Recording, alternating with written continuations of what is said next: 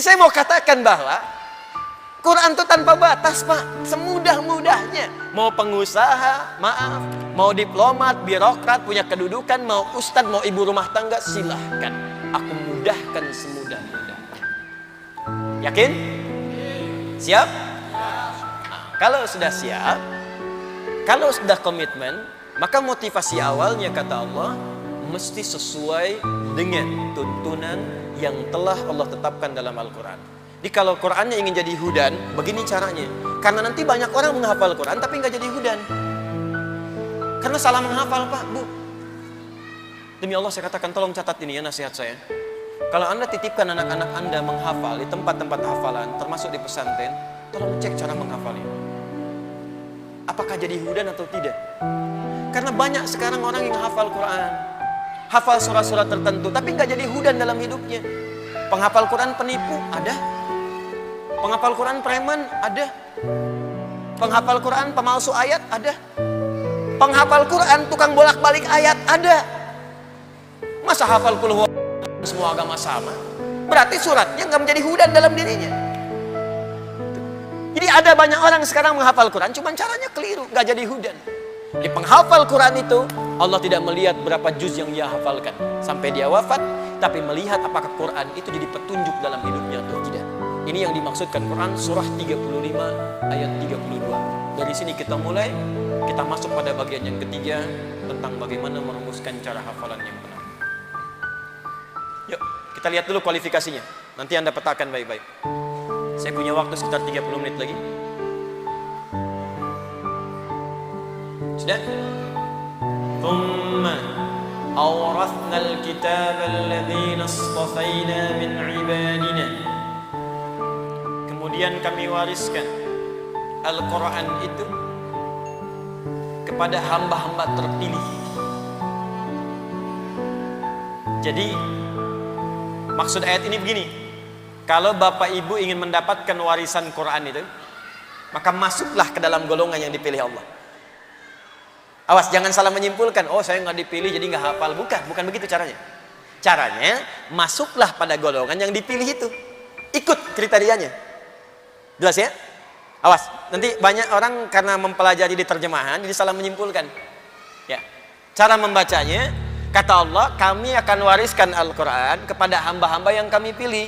Maka cara membacanya, masuklah kepada golongan hamba yang dipilih Allah itu. Lihat kriterianya, ikuti itu, maka Anda akan jadi bagian dari itu. Jelas? Nah, karena Al-Quran itu mudah dihafal, setiap kalangan bisa menghafal. Cuman karena nggak ngikuti kriteria tadi, maka nanti penghafal Quran terklasifikasi, terbagi pada beberapa golongan. 3 secara umum. 1, teruskan ayatnya. Faminhum zalimul li nafsi. Ada penghafal Quran yang zalim pada dirinya. Zalim. Karena salah menghafal tadi. Salah menghafal jadi jualan ayat. Salah menghafal jualan fatwa. Salah menghafal cari amplop. Salah menghafal jualan proposal. Banyak. Bisa keliru. Awas, hati-hati, zalim. Zalim itu sering saya katakan menggunakan sesuatu bukan pada tempatnya. Saya sering ilustrasikan, ada gelas, ada gayung. Gayung buat mandi, gelas buat minum. Ada orang minum pakai gayung, mandi pakai gelas. Itu orang zalim. Hafal qul huwallah, hafal tapi tidak ditempatkan pada tempatnya. Dia hafal qul huwallahu ahad, tapi ahadnya nggak dipakai. Dia katakan semua agama sama. Ini konteks internal kita. Jelas ya? Baik, kembali. 1. Yang kedua, wa minhum muqtasid. Wa minhum muqtasid. Ada orang yang paket hemat. Siapa paket hemat itu?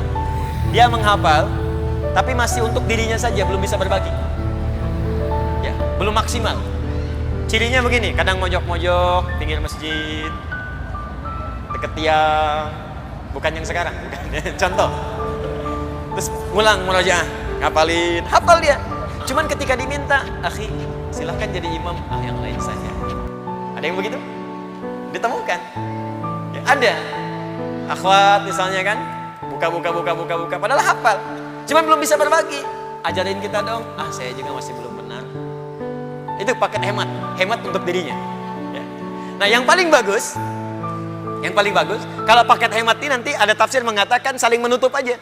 Belum konsisten, kadang maksiat, kadang enggak, kadang maksiat, kadang enggak. Jangan dikira penghafal Quran ada yang enggak maksiat. Ada yang maksiat. Ada Pak. Bahkan ada penghafal Quran yang LGBT.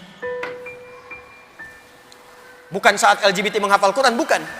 Saat menghafal, cara menghafal dia salah gaul, salah lihat, terjebaklah pada komunitas itu. Menghafalnya sebelum itu ada. Saya pernah ngisi pengajian dengan kawan saya. Adalah nggak perlu saya sebutkan. Membahas tentang topik LGBT. Itu begitu selesai pengajian, ada yang menghubungi, ternyata sub 1 sampai 3 LGBT semua. Bukan yang ini, Pak. Beda.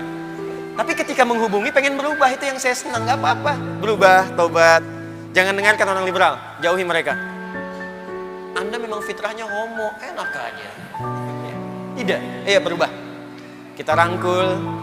Maksud dirangkul gimana Ustaz? Diajak balik. Ajak balik, berubah, tobat, kembalikan. Dan mereka punya hak untuk jadi manusia seutuhnya. Kembali, yang paling hebat ini ukurannya. Wa minhum sabiqum bil khairati biidznillah. Ahli Quran yang benar kata Allah, bukan yang dia bangga dengan hafalan 30 juznya, bukan yang bergelar hafidh, tapi ahli Quran yang benar adalah ahli Quran yang cepat hafalan Qurannya, membimbing dia pada kebaikan. Sabiq, pionir, cepat. Jadi begitu hafal surat ini ada perubahan. Di ciri utamanya Pak Bu, nanti lihat anak-anak kita ya, atau kita nanti akan menghafal. Kalau benar hafalan kita, maka seketika saat mulai menghafal akan merubah perilaku kita jadi baik. Karena Quran itu semuanya baik, maka kalau yang baik masuk ke lisan kita, yang kotor akan keluar. Itu sudah hukum. Kalau orang biasa baik, maka kotornya turun. Kalau orang biasa kotor, maaf, naiknya turun. Makanya kan mohon maaf, preman ketemu preman, gak ada assalamualaikum. Pemabuk ketemu pemabuk, assalamualaikum. Salam, di mana kita? Gak ada. Baik ketemu baik, kata-kata baik. Jelek ketemu jelek, kata-kata akan jelek. Jadi kalau Anda ingin jadi orang baik, sederhana, tinggalkan yang jelek jadi baik. Jadi baik. Itu yang dimaksud rumus iman di kitab Al-Bukhari itu, Kitabul Iman. Al-imanu yazidu wa yantaqis, yazidu bit-ta'ah wa yantaqis bil maksiyah. Nah, ahli Quran beda karena yang dihafalkan, yang dibaca, yang ditelaah semuanya baik, maka ketika masuk ke dalam lisannya, masuk ke kolbunya, maka yang kotor-kotor akan keluar. Makanya kalau Anda nanti mulai menghafal Quran, kata-kata masih kotor, nah ini mungkin fase pengeluaran. Semua sampai jadi baik. Ya, tangan akan baik, kaki baik. Beda Pak, lain. Wajahnya akan kelihatan enak dipandang. Nyaman. Ya, tenang bawaannya. Itu sudah mulai berbeda sekarang. Kalau dulu cepat marah, sekarang melihat Allah sedang menetapkan demikian. Alhamdulillah hujan. Tapi kan pakaian masih basah. Alhamdulillah lebih bersih lagi, insyaallah. Jadi semuanya lihat. Jelas ya?